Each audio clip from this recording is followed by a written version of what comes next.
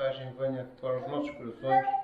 Fica com o pastor e com a sua família. Senhor, dá-lhes um bom tempo para que eles estejam a descansar e que possam vir com mais energia para nós.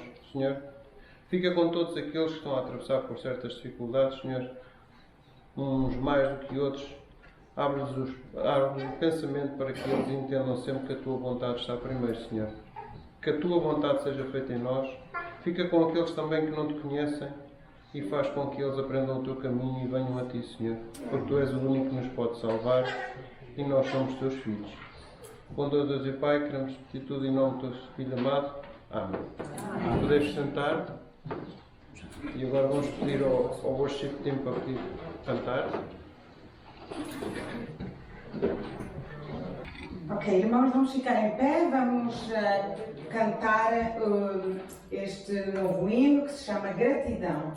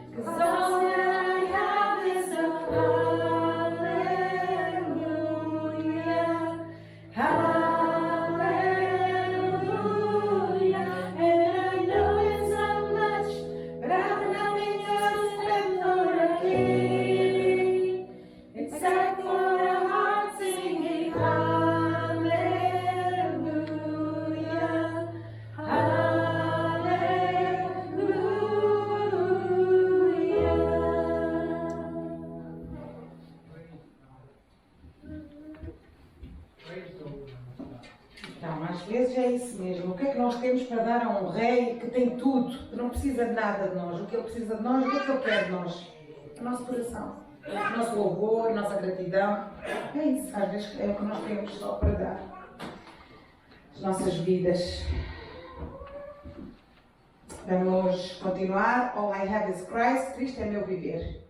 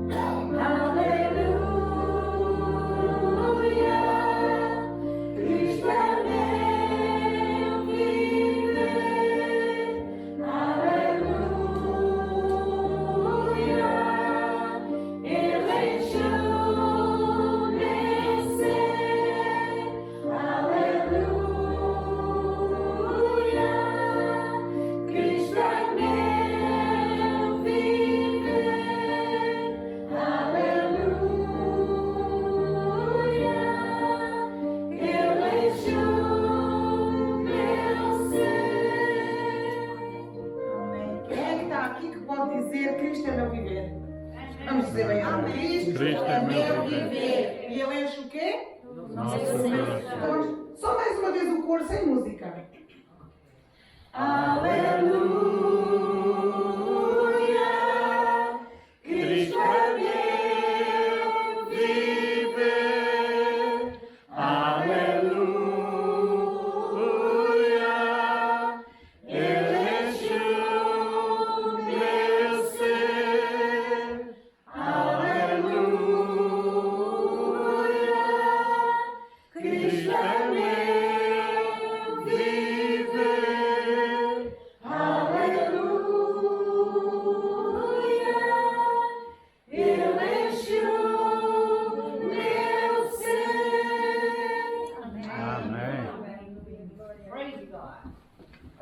Ora, irmãos, em relação aos anúncios para hoje, portanto, continuando a lembrar o tal piquenique que vamos ter no sábado, dia 17 de agosto, portanto, piquenique da nossa igreja, o local também é o mesmo, como sabem, Amity Community Center, Garden, aliás, so Saturday, August 17, the picnic of our church, the location is the same.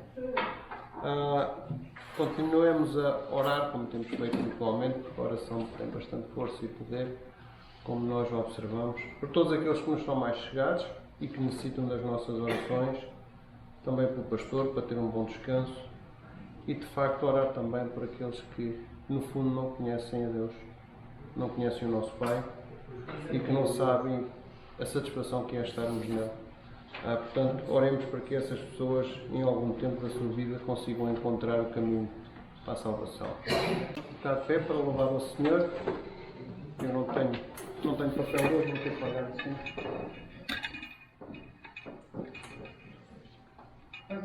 Está aí?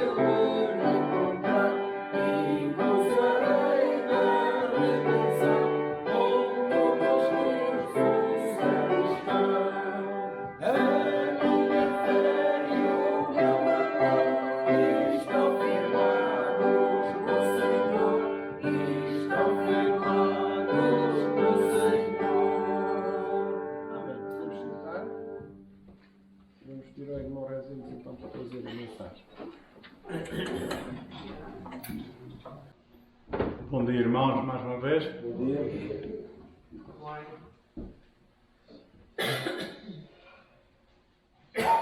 É tão bom ouvir os cânticos e os louvores que nos inspiram e nos dão alegria.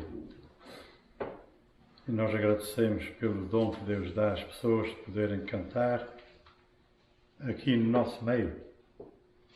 Esta manhã nós vamos estar olhando esta passagem de Tiago, que a gente encontra na Epístola ou na Carta de Tiago. Tiago era irmão de Jesus Cristo.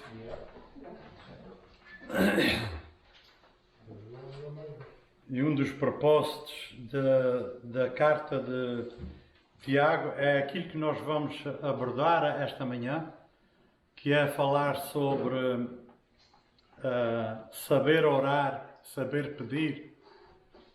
E Tiago traz um assunto que estava acontecendo nas igrejas sobre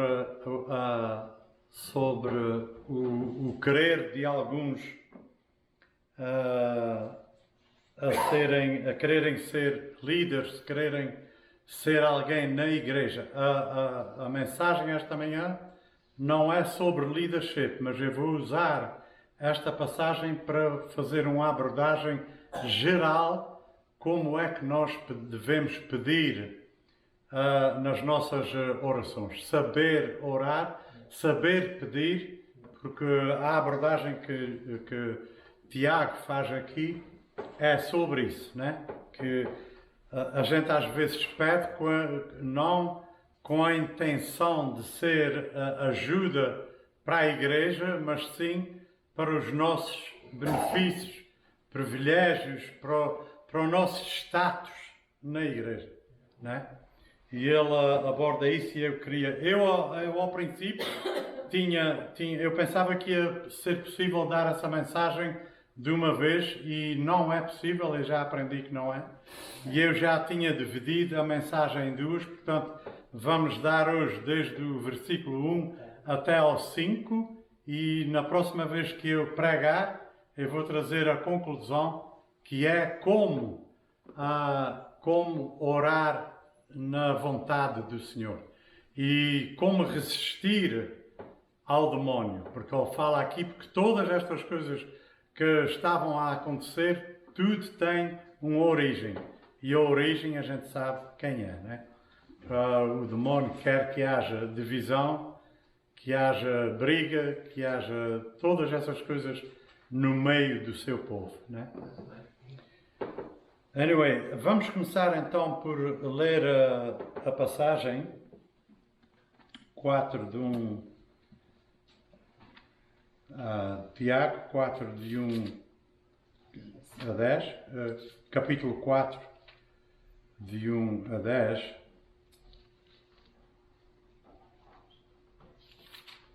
Se puder encontrar aqui.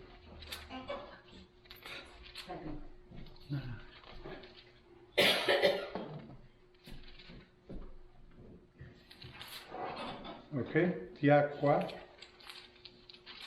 E vamos então ler do versículo 1 ao versículo 10.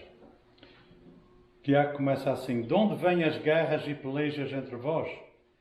Porventura não vem disto a saber dos vossos deleites, que nos vossos membros guerreiam?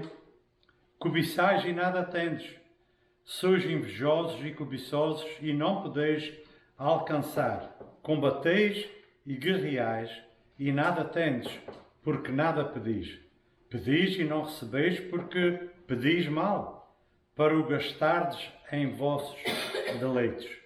Adúlteros e adúlteras, não sabeis vós que a amizade do mundo é inimizade contra Deus? Portanto, qualquer que quiser ser amigo do mundo, constitui-se inimigo de Deus. Ou cuidais vós que em vão, diz a Escritura, o Espírito que em nós habita tem ciúmes? Antes dá maior graça. Portanto diz: Deus resiste os soberbos, dá porém graça aos humildes. Sujeitai-vos, pois, a Deus, resisti ao diabo e ele fugirá de vós. Chegai-vos a Deus e ele se chegará a vós. Alimpai as mãos, pecadores, e vós de duplo ânimo, purificai os corações. Senti as vossas misérias e lamentai e chorai. Converta-se o vosso riso em pranto e o vosso gozo em tristeza. Humilhai-vos perante o Senhor e Ele vos exaltará. Palavra do Senhor. Amém?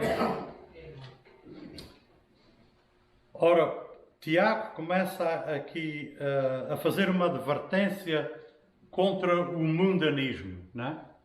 Contra as coisas do mundo, contra o sistema do mundo. A igreja é um grupo de pessoas que foi separada para Deus. Não é? Nós somos separados deste mundo. Nós vivemos na graça e na glória da luz de Deus. Nós já não pertencemos a este mundo. Não é? E Tiago começa aqui dizendo assim, ele começa por denunciar as disputas e rivalidades que havia entre os membros das igrejas para as quais ele escreve esta carta. Lá no capítulo 3 e no versículo 14, ele já diz assim: mas se tendes amarga inveja e sentimento faccioso em vosso coração, não vos glorieis nem mintais contra a verdade. Right? Ele aqui já começa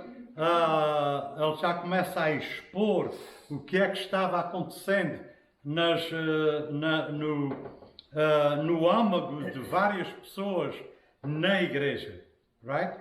Agora ele apontava, ele começou por dizer isso, e ele agora aqui, ele começa apontando a origem daqueles problemas que estavam a acontecer, que é resumida na palavra mundanismo.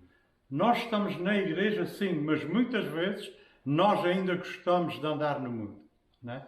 Muitas vezes. Até às vezes a gente não se apercebe que isso está acontecendo. Não é? É muito fácil. Nós vivemos neste mundo.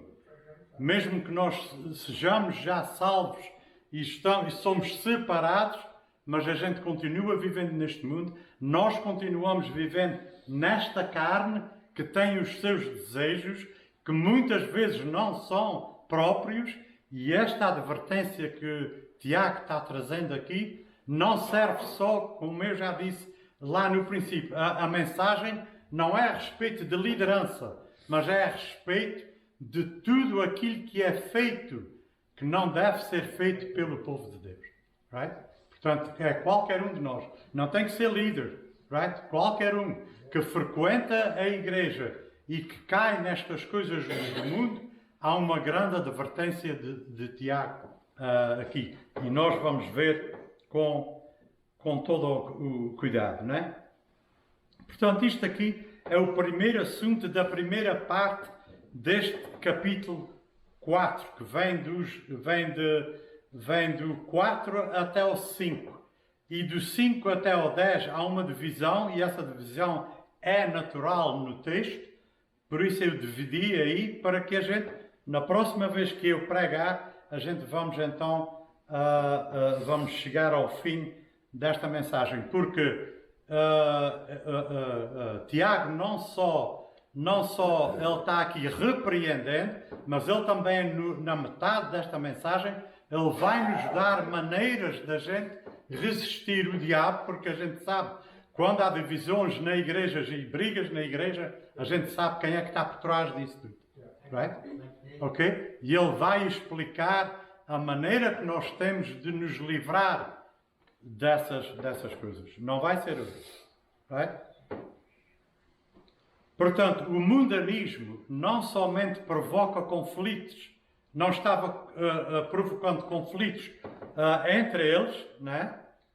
Como também os fazia inimigos de Deus. Todo aquele que se torna amigo do mundo começa automaticamente a ser inimigo de Deus. Né? Somente uma atitude radical de arrependimento e sujeição a Deus poderia curá-los do amor ao mundo.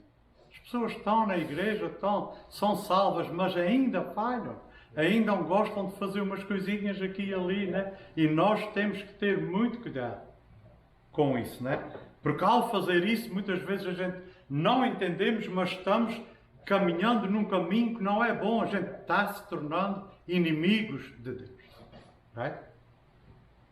E ele aqui começa a explicar quais são as origens desses conflitos. Qual é a origem desses? Os conflitos eram visíveis porque estavam havendo argumentos e brigas que são coisas externas que toda a gente pode ver, não é? Mas qual é a origem dessas brigas? E ele aqui traz isso na inspiração do Espírito Santo. Ele vem demonstrar de onde começam essas brigas. E o que é interessante é que essas brigas não começam no exterior. Elas começam no interior de cada um deles. Estava começando no interior. Eu não vou dizer de nós porque eu não me quero pôr nessas, mas aqui a carta foi primeiramente para eles, que nos serve por extensão também de exemplo para nós. Mas o que estava acontecendo é que as coisas que provocavam estas brigas não era nada do exterior, era do interior. Era do interior deles. Quando não devia de ser. Um crente deve estar cheio das coisas de Deus. Né? Right? E as brigas estavam a acontecer porque eles ainda andavam no mundo. Né? Okay? E portanto, Tiago vem aqui e ele vem aqui com palavras fortes, palavras duras, mas ele quer chamar a atenção deles. Se a gente for lá para o capítulo 3, só para dar o contexto desta passagem, por isso é que eu escolhi essa passagem. E o contexto é que ele começa logo a dizer, a falar nos líderes, né? Ele começa logo a nomear os líderes e ele diz assim: meus irmãos, muitos de vós não queirais ser mestres ou líderes, sabendo que receberemos mais duro juízo. Né? Paulo também falou na sabedoria. Né? No capítulo 1 e no versículo 5, vamos lá ler, diz assim, sejam os vossos costumes sem avareza. Não, espera aí. Desculpa, estou aqui no 5. Diz assim, e se algum de vós tem falta de sabedoria, peça a Deus, que a todos dá liberalmente, e o não lança em rosto, e ser-lhe-á dado. Uma coisa que a gente pode ter certeza que Deus vai nos dar é sabedoria. Quando a gente pede esta sabedoria para o benefício do reino de Deus, Deus vai nos dar isso. Quando Salomão se tornou rei da nação, ele tinha de 16 a 17 anos.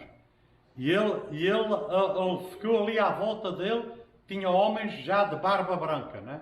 Homens com sabedoria da lei, sabedoria como se deve reger uma nação. Como é que um jovem com 16 anos se torna rei e vai governar aqueles homens? E ele foi muito inteligente em pedir ajuda a Deus. Ele disse, Deus ajuda-me a ter inteligência e sabedoria para poder governar esta nação, porque eu sou jovem. E o que é que Deus fez? Deus deu-lhe sabedoria que até hoje dizem que não houve sabedoria tamanha como a sabedoria de Salomão. E Tiago aqui diz, se alguém necessita de sabedoria, peça a Deus, dizendo que não a procurem no mundo. Sabedoria no mundo não tem nada a ver com a sabedoria de Deus. Right? E aqui no versículo no capítulo 3, do versículo 13 ao capítulo 4 até ao 10, há um contraste aqui entre a sabedoria de Deus e a sabedoria do mundo. A sabedoria demónica e a sabedoria divina. Ok? Nós queremos estar na sabedoria divina. Nós queremos ter a sabedoria de Deus para que a gente possa fazer as coisas certas, incluindo o quê? Incluindo saber orar e saber pedir a Deus as coisas certas. Só com a sabedoria de Deus a gente pode fazer isso. Senão a gente vai estar constantemente pedindo as coisas erradas. E era o que estes homens crentes ser líderes da igreja, estavam pedindo. Right? E as brigas vinham disso. Deus não nos dava porque Deus sabe o coração deles, sabe que tudo era para ser feito para o orgulho deles, não é? Não era para que eles trabalhassem em prol da igreja e em prol do reino de Deus, mas era só para terem o nome e a posição. Um líder da igreja é o que deve trabalhar mais. Tem que ser o exemplo das outras pessoas todas. Right? E ser líder não é pôr leis nas pessoas, não é oprimir as pessoas. Ser líder é servir as pessoas. Right? Mas a mensagem não é a respeito disso. Ok? A mensagem é a respeito da sabedoria de Deus, que nós devemos pedir em primeiro lugar. Primeiro do que tudo, Deus dá-me sabedoria, para que eu possa fazer aquilo que tu queres que eu faça. Right? E aí então Deus vai começar a dar aquilo que Ele quer dar através do seu Espírito a cada pessoa na igreja. Right? Portanto, o termo guerras significa literalmente conflito armado. É um termo do exército. Não é? E ele aqui, Tiago aqui usa palavras duras. Ele usa, vocês estão se matando uns aos outros. Que a gente sabe que não era o que estava a acontecer. A gente não pode levar isso literalmente, que estava havendo mortes dentro da igreja. Não era isso. Mas Tiago, ele quis dizer isso. Para quê? Para que eles compreendessem que era muito sério aquilo que eles estavam pedindo a Deus. E Deus não estava dando. E porque Deus não estava dando, as brigas começaram a acontecer. As invejas começaram a acontecer. Contra aqueles que estavam servindo e se calhar servindo bem, né? E eles estavam fazendo contendas sobre isso, né? Paulo aqui diz, isso não é a maneira de orar, nem é a maneira de pedir a Deus. Deus sabe muito bem o coração do homem. Deus sabe, antes da gente pedir alguma coisa, qual é a intenção que nós temos ao adquirir essas coisas. Right? Eles queriam ter essas coisas dadas por Deus para se mostrarem na igreja. Right? E Deus não estava dando. E quanto mais Deus não ia dando, mais as brigas aconteciam. Até que Tiago, que ele era o chefe da igreja em Jerusalém, ele teve que tomar as rédeas e dizer, não, eu tenho que dar um sermão sobre o que está a acontecer para esse povo entender que eles estão sendo mundanos, que eles estão andando nos prazeres deste mundo. Né? Não pode ser. O pessoal da igreja não pode. Nós estamos no mundo ainda para transformar o mundo e não ser transformados pelo mundo. Right? Aqui o próprio Tiago responde à pergunta dele, ele próprio, de onde, senão dos prazeres que militam na vossa carne? De onde vem? Qual é a origem dessas brigas? E ele aqui diz, vocês não sabem que essas brigas vêm dos prazeres que militam na vossa carne. Há uma briga na carne do crente, sempre, constantemente. O Espírito Santo contra o desejo da nossa carne. Right? É como se ele dissesse, pode haver outra origem senão essa?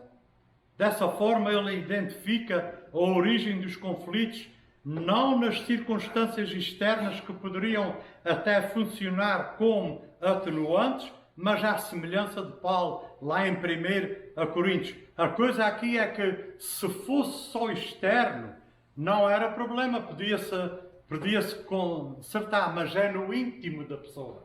Isto está no íntimo da pessoa, só Deus conhece. E Tiago está falando aqui e revelando isso. Porquê? Porque o Espírito Santo lhe deu a iluminação e o conhecimento e o poder de falar o que é que estava a acontecer. Senão ninguém sabia. Ninguém sabe. Porque querer ser líder de uma igreja, querer ser professor, querer ser mestre, é uma boa coisa, não é?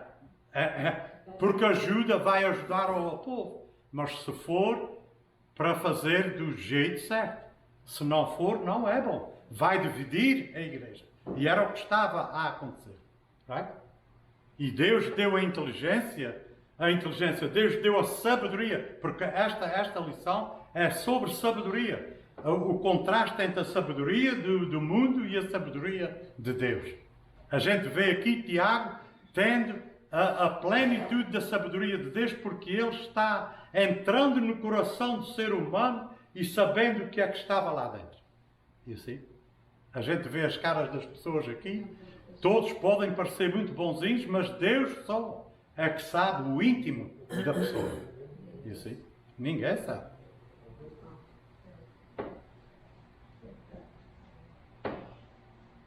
É nesse sentido que Tiago emprega o termo prazer. Vocês querem essas coisas só para o prazer de vocês. E aqui ele não explica o que é os prazeres, mas quando nós lemos lá no capítulo 3, versículo 1, que Tiago já começa a repreender aqueles que estão a querer ser líderes, porque ele está compreendendo que esse querer é só para o prestígio e para o benefício deles.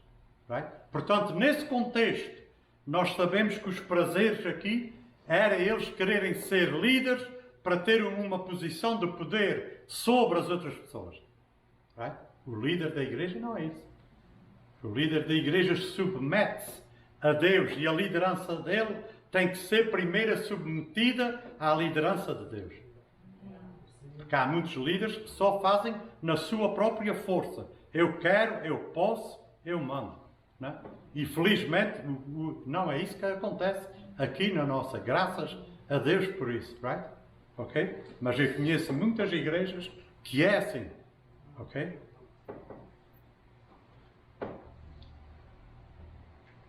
João, 1 João, no capítulo 2 e 16, João também fala assim: porque tudo o que há no mundo, a concupiscência da carne, a concupiscência dos olhos e a soberba da vida, não é do Pai, mas é do mundo. Temos que ter cuidado. Para onde é que os teus olhos estão olhando? Para onde é que tu tens os teus olhos fixos? Não é? Temos que ter cuidado com isso. Porque quando a gente olha para as coisas que não deve, nós estamos se tornando inimigos de Deus. Right? Jesus disse: quando tu, na tua mente, pensas em fazer algo, tu já pecaste. Right? E ele disse isso, estava conversando com os discípulos e João, que era o mais novo deles, devia estar ali naquele grupinho, né? E com certeza alguma coisa distraiu ele. João olhou e Jesus aproveitou isso para falar isso. Olha, toma conta onde é que os teus olhos estão olhando. Tá?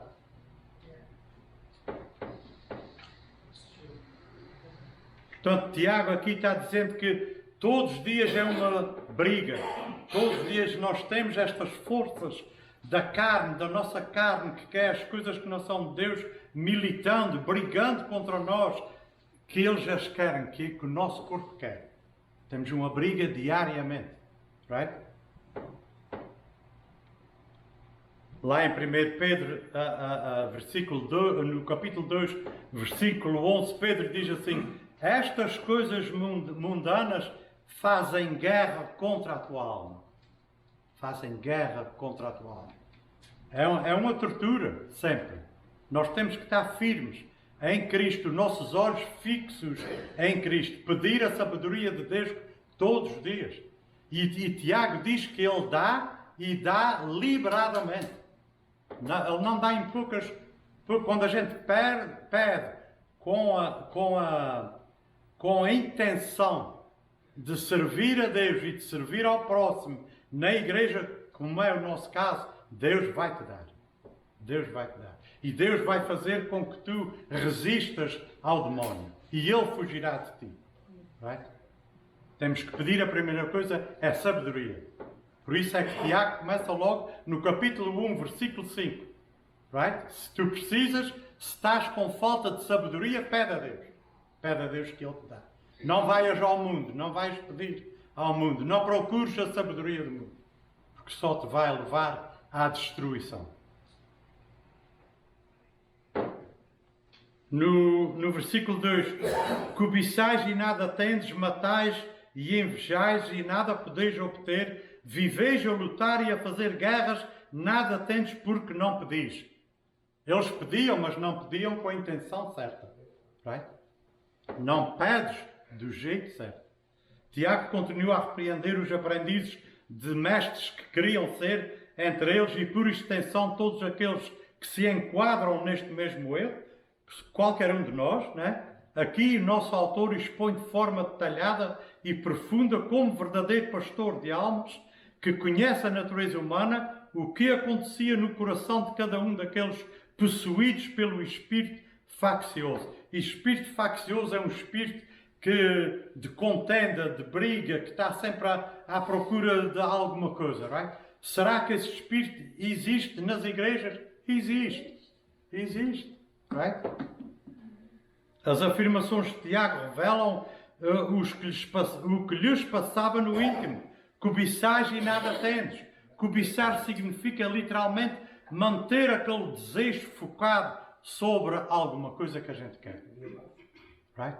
Invejar. Invejar é uma coisa horrível. Mata a pessoa, a inveja. Right? Daí vem a ideia do desejo intenso que vira paixão e cobiça quando se trata de coisas ilícitas. O fato de que eles cobiçavam, mas nada tinham, até pode mostrar que Deus frustrava os planos deles. Eles pediam as coisas, Deus não lhes dava, frustrava. Como é que Deus vai dar uma bênção a alguém que está pedindo uma coisa que não é com o interesse do reino ou o interesse da igreja? Diga-me, Deus não vai dar. Não vai. Ele vai até impedir que isso aconteça. E quanto mais Deus impedia, mais eles se revoltavam. Right? Eles não se arrependiam e diziam, será que a gente não está pedindo bem? Vamos parar e analisar isso. Será que eu não estou pedindo bem esta coisa a Deus? Não, eles ficavam revoltados, cada vez ficavam piores. Right? E aí há as brigas. Tiago havia dito no início deste versículo que, apesar de cobiçar, eles nada tinham. Eles cobiçaram. A pessoa que cobiça e que é invejosa nada terá. E mesmo aquilo que ela tiver não vai medrar, não vai chegar a nada. Right? Nada. Porque não é lícito. Right?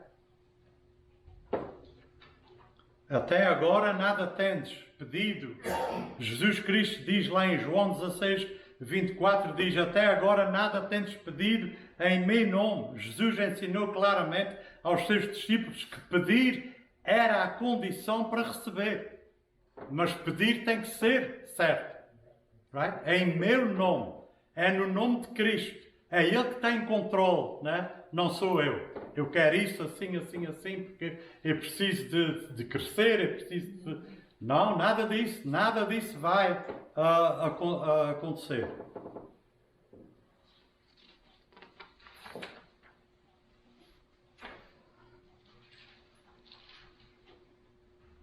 Mateus 7 diz assim, pedi e dar-se-vos-á, buscai e encontrareis, batei e abrir-se-vos-á.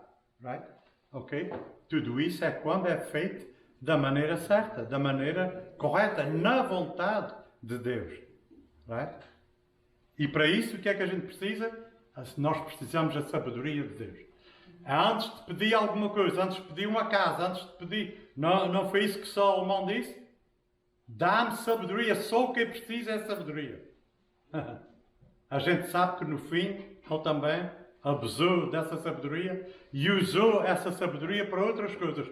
Mas ele, ao princípio, pediu com uma finalidade e Deus deu. Ok? Deus deu. É claro que Deus abençoa os seus filhos, mesmo quando eles não pedem. Muitas vezes a gente não sabe como pedir, né? Right? Quantas bênçãos recebemos das quais nem ao menos estamos conscientes e pelas quais não fizemos uma única oração. Quantas vezes nós não recebemos essas bênçãos? sem pedir nada, sem até às vezes nem saber o que pedir. E Deus nos abençoa. Ele sabe o que é que a gente precisa. Ele sabe o que é que a gente precisa. Tiago já havia empregado o mesmo termo nessa carta para assegurar os seus leitores de que Deus daria liberalmente sabedoria aos que pedissem, desde que o fizessem com fé. Senhor, dá-me a sabedoria para eu poder fazer isto e isso, fazer aquilo que tu queres que eu faça.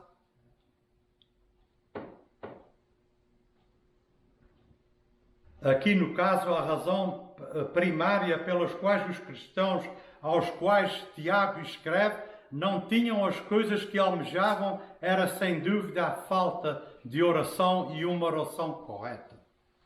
Right? 4.3. Pedis e não recebeis, porque pedis mal, para esbanjardes em vossos prazeres. Vocês lembram-se o filho pródigo, quando ele pede a herança ao pai? Não? Dá-me um cabo a mim, que eu preciso de ir viajar, preciso ir correr o mundo. O que é que ele fez? Gastou tudo. Right? O pedido foi-lhe dado, mas olha o que é que ele fez. Mas daí a uns tempos, o que é que aconteceu? Houve uma grande fome, right? Que ele até acabou comendo as lavagens que eram para os porcos, a comida que era para os porcos. E o que é que ele faz? Ele vem de volta e o pai o recebe. O nosso Deus é maravilhoso. A gente faz esses erros, a gente cai, mas Ele está de braços abertos à nossa espera. Sempre. Right? É incrível isso, não é? Também foi um daqueles que queria uma bênção do Pai, neste caso o Pai terrestre, que significa Deus, não é? O Pai deu e para quê? Para os prazeres dele. Tudo para os prazeres. Eu estou em mulheres, em tudo o que ele quis. Right? O motivo de pedir mal é explicado por Tiago, que é para quê? Pedir mal. É com o sentido de esbanjar, right? É com o sentido de desperdiçar aquilo que é dado por Deus. Deus não te vai dar uma coisa que Ele sabe que tu vais desperdiçar e vais usar para o mal. Ele não te vai abençoar desse jeito. Isso não é uma bênção, right? Ou seja, Deus considera também a motivação atrás do pedido. Deus sabe tudo. Deus sabe o coração, o nosso coração. Deus sabe com que intenção nós estamos a pedir.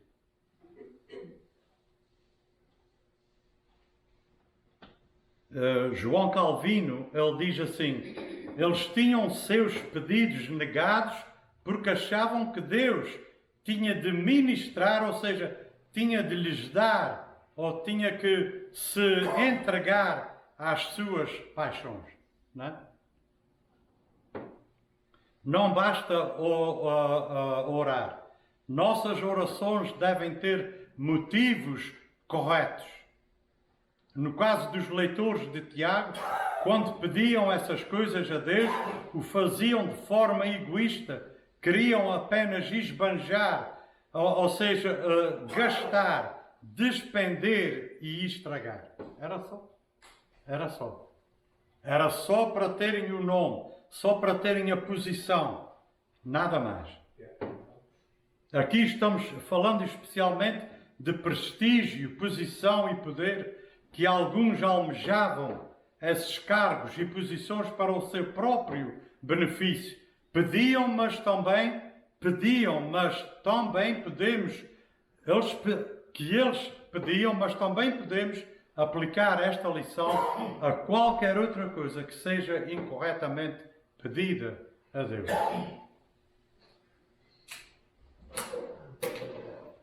Os prazeres que Tiago se refere são aqueles já mencionados no capítulo 4, que acabamos de ler, e o 1. Prazeres que militam em vossa carne. É só para satisfazer o desejo da carne. Aquelas posições que eles queriam na igreja era só para satisfazer a sua própria vontade.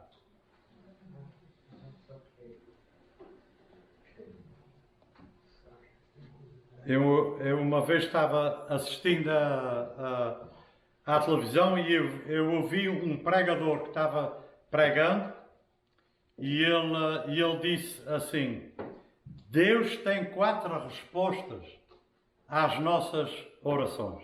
Primeira, sim. A segunda, não. A terceira, espera um pouco, não? E a quarta é: deve estar brincando. Right? Deve estar brincando. Com certeza que Deus, ao avaliar o que havia no coração destes homens e para que é que eles queriam usar essas posições, Deus falou: deve estar brincando comigo, de certeza. A pedir-nos isso. A pedir isso, né? Deus não te vai dar isso.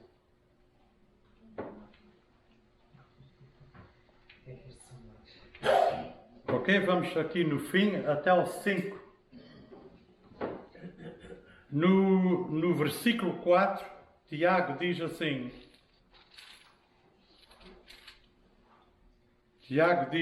versículo 4: Adúlteros e adúlteras, não sabeis vós que a amizade do mundo é inimizade contra Deus? Portanto, qualquer que quiser ser amigo do mundo constitui-se inimigo de Deus. Right? Infiéis, isto aqui é outra versão. Infiéis, não compreendeis que a amizade do mundo é inimiga de Deus? Aquele, pois, que quiser ser amigo do mundo constitui-se inimigo de Deus. Right? Tiago passa a censurar fortemente aqueles que estavam dispostos a qualquer coisa para obter a satisfação dos seus desejos carnais. Isso acontece com o crente mesmo. Se a coisa não vem, o desejo de obter aquilo é tão grande que ele chega a um ponto que ele vai ceder, às vezes, às coisas do mundo para alcançar aquilo. Que vergonha, não é? Que desastre, que tragédia, quando se chega a um ponto desses.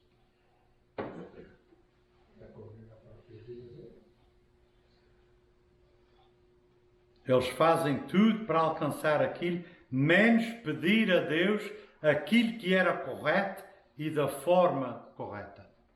Right? Tiago chama de infiéis como alguém que trai o seu cônjuge. A linguagem de Tiago aqui é igual à dos profetas do Antigo Testamento, que frequentemente usavam o casamento e o adultério para se referir figuradamente à relação entre Deus e o seu povo. Oseias foi um deles, né? Que Deus obriga Oseias a casar com uma prostituta para ele sentir na pele o que é ser traído. Hã? Incrível isso, né? Deus tem o seu povo, Deus tinha no Velho Testamento o seu povo como se fosse a mulher dele. Ele é o marido da nação, né? E a nação é a esposa. Right? E quantas vezes é que a nação não traiu o esposo que era Deus, com outras nações, com outros deuses, né? E Deus diz: não, eu vou-te mostrar. Ó pobre de um profeta, pegou nele e disse: vais casar com a fulana, right? Uma mulher infiel aos homens que ela já teve. Vais casar com ela, vais amar ela do jeito que eu amo vocês, que eu amo a minha nação, só para tu sentires na pele o que é sofrer por causa do adultério espiritual. Right? E o que Tiago está fazendo aqui, está usando as mesmas palavras que foram usadas lá, ele está usando aqui porque o povo judeu conhecia as Escrituras. Right? Ele está chamando a atenção. Right? Fazendo isso é a mesma coisa que tu estejas adulterando, que tu sejas infiel à tua esposa. Right? Lá em Oseias, capítulo 3 e versículo 1, disse-me o Senhor: vai outra vez, ama uma mulher amada do seu amigo e adúltera, como o Senhor ama os filhos de Israel, embora eles olhem para outros deuses e amem bolos de passas, que eram usados, esses bolos de passas eram usados nas cerimónias de adoração aos deuses deles eram passados ao povo esses bolos de passa. Vocês são bons é para ir comer os bolos de passa dos outros deuses que vocês estão adorando. Right? É o que Deus estava a dizer. Todos eles são adultos. Oséias 7 e no versículo 4. Repreendei vossa mãe, aqui referindo-se à nação de Israel. Deus está falando com o profeta. Repreendei vossa mãe. Não? Repreendei-a porque ela não é minha mulher. Eu não sou seu marido, para que ela afaste as suas prostituições da sua presença e os seus adultérios de entre os seus seios. Right? Deus aqui está dando um recado muito forte. Right? E Tiago está fazendo a mesma coisa com este povo. Vocês cobiçam, vocês matam-se uns aos outros só por fazerem isso. Não é que isso que eles estavam matando naquela altura, mas podia até levar a um conflito de morte. Jesus Cristo disse que quando tu chamares o teu irmão de tolo, estás cometendo o quê? Assassínio. Porque aquela palavrinha tolo pode progredir para uma agressão que pode matar o outro. You see? Estamos quase no fim. O 5 diz assim: supondes que em vão afirma a Escritura, é com ciúme que por nós anseia o Espírito que Ele fez habitar em nós. O que o Tiago está fazendo aqui é: vocês estão tão focados em quererem obter os seus objetivos e aquilo que vocês querem, que vocês esquecem-se que o espírito humano anda sempre à procura de fazer mal. Right? Se alguém é amigo do mundo e ainda pensa que também é amigo de Deus, não leva a sério o ensinamento da Escritura sobre esse assunto. Tiago pode estar se referindo ao ensino geral da Escritura, mas o que ele está dizendo aqui é que o espírito humano, sem ser domesticado pelo Espírito de Deus, vai sempre querer fazer o mal. Ele diz assim: vocês se esquecem disso? Vocês estão tão focados em querer as coisas, alcançar os desejos de vocês, que vocês se esquecem que o espírito humano só quer fazer mal. Não é? Que às vezes as pessoas estão fazendo coisas que às vezes não se percebem bem a consequência e o prejuízo que aquilo vai ter. Não é? Por isso a gente tem que estar na Palavra de Deus, porque a Palavra de Deus nos ensina estas coisas. Tudo que é deste mundo é contra Deus. Tudo que é deste mundo é contra Deus. A gente vive num mundo caído, que o pecado entrou, já não é o mesmo mundo que Deus criou lá no princípio. Bom até demais. Deus diz que não era só bom, era muito bom. Não é? Mas o pecado entrou neste mundo. Corrompeu todas as coisas. A própria criação de Deus, a natureza, também geme à espera de um dia para tudo ser renovado. Não é só o homem. A criação de Deus também geme. Diz lá em Romanos, no capítulo 8, a criação de Deus geme à espera do dia da remissão de novos céus e novas terras. É?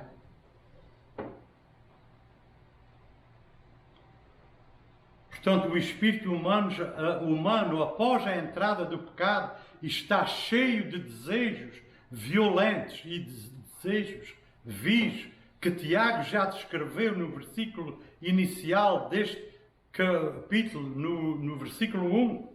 Versículo 1. 4:1. Diz assim: de onde vêm as guerras e pelejas entre vós? Porventura não vem disto, a saber, dos vossos deleites, nos vossos membros guerreiam. Right? Nós somos pecadores. Nós continuamos neste corpo. O desejo da nossa carne é ainda de querer coisas que não são de Deus. Right? Mas nós temos que resistir. E como é que a gente faz isso? Pedindo a sabedoria divina a Deus. não seguindo, porque isto aqui, eles estavam aqui entrando nas coisas do mundo. Tiago está dizendo, não é por esse caminho, não. É só pela sabedoria de Deus, pela sabedoria que Deus dá. Não é pela sabedoria deste mundo. Não é pelas intenções deste mundo. Amém? Ok, irmãos, agora vamos celebrar a ceia do Senhor. E eu pedi ao nosso irmão Paulo para ler a passagem que é certa para isso, que se encontra em 1 Coríntios, capítulo 11, 23 ao 31.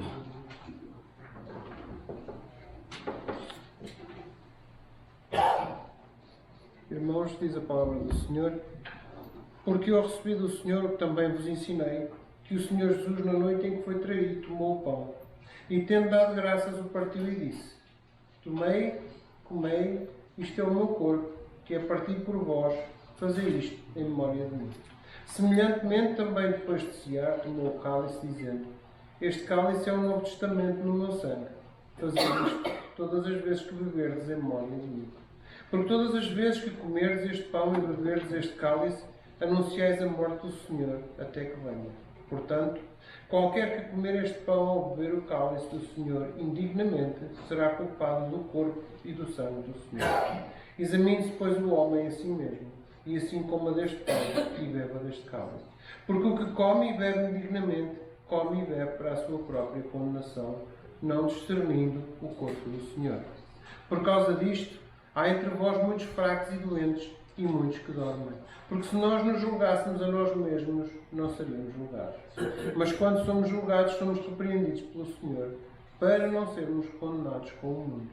Portanto, meus irmãos, quando vos ajuntais para comer, esperai uns pelos outros.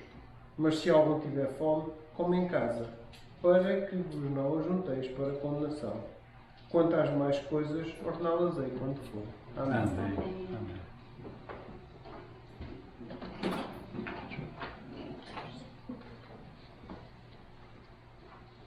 Portanto, a ceia do Senhor é um dos mandamentos dados diretamente por Jesus Cristo.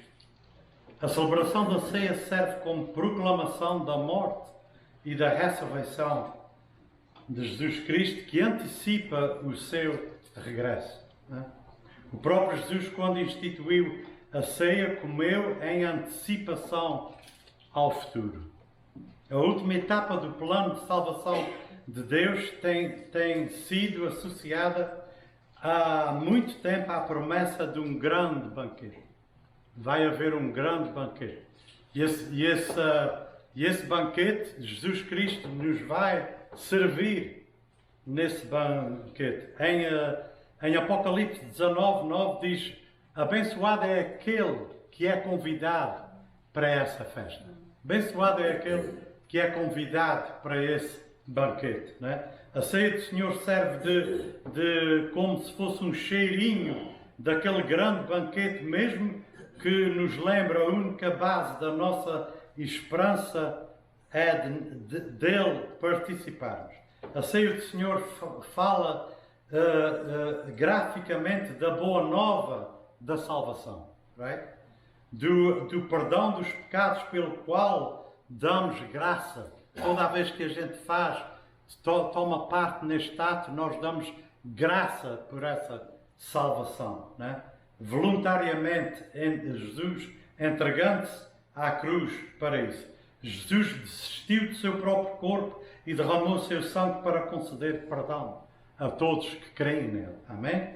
Agora, quem pode participar? Jesus disse que a Sagrada Comunhão é a celebração da nova aliança. Por isso, para participar desta ceia, desta festa, right, é importante que alguém participe também dessa aliança em Cristo Jesus. Né?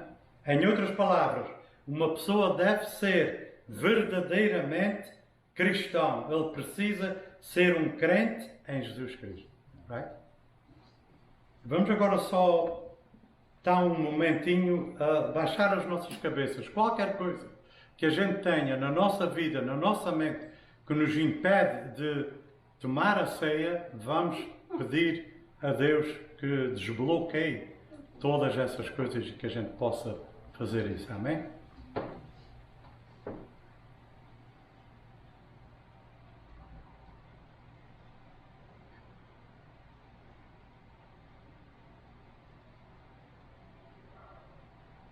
Amém. Eu vou pedir ao nosso irmão Mário para orar pelo pão, ok?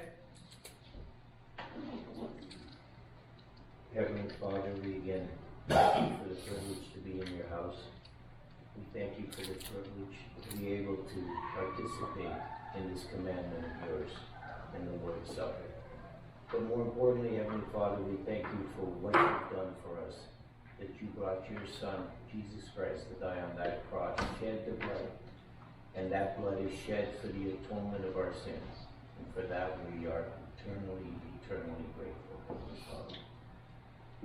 Now we ask, Heavenly Father, as I always ask, that if there's anyone here who is yet to recognize what you've done for them and what you can do and how you can transform their lives, that you open their hearts, you open their minds, so that they're willing to accept you, recognize, and participate in this wonderful command. All this we ask in your precious name of Jesus. Amen. Let's partake in the bread.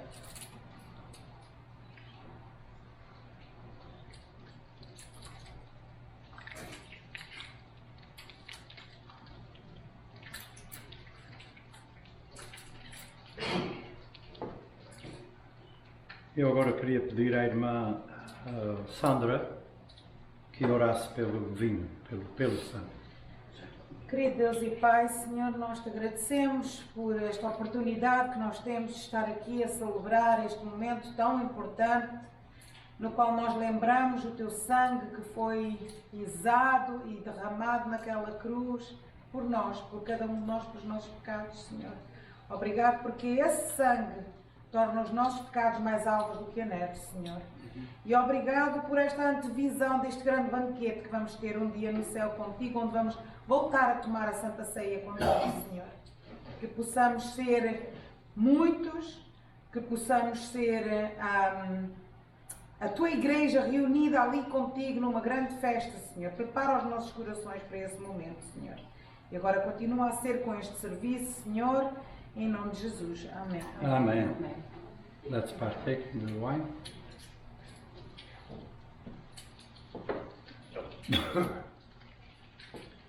E agora a gente vai convidar o worship team para a última canção, né? Não?